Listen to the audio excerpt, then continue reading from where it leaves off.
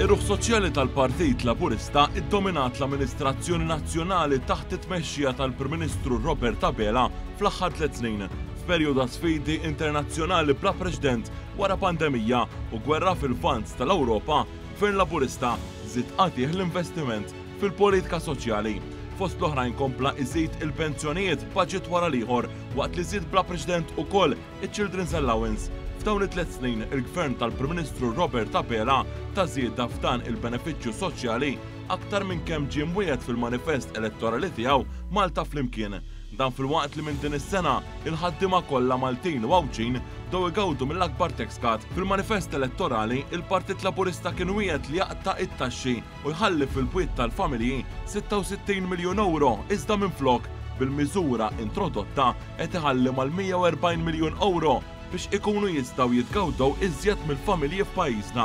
F'dawn it-3 snin, Gvern Laburista investa mijiet ta' miljuni f'sussidji biex żamm il-prezzijiet ta' enerġija u l-fjuwil stabbli.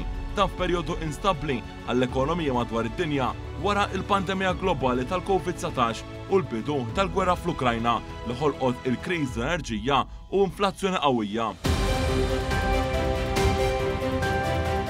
Bil-kontra ta' pajjiżi oħrajn f'pajjiżna il-Gvern ma ħaddanx politika ta' awsterità iżda inċentiva ferm aktar liċ-ċittadini u n-negozji.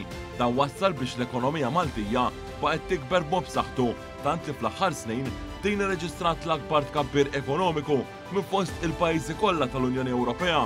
Dan kompla jissaħħaħ ukoll bl-investimenti li għamlu kumpaniji internazzjonali f'pajjiżna.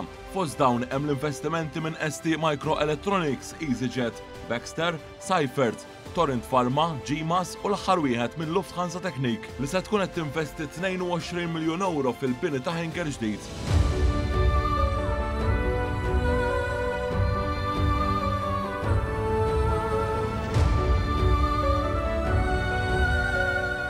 Fl-ewwel mitjum ta' din il-leġislatura kif imwiegħed il-Gvern daħħal fis-seħħ emendi iżjed b'saħħithom fil-liġi tal-IVF.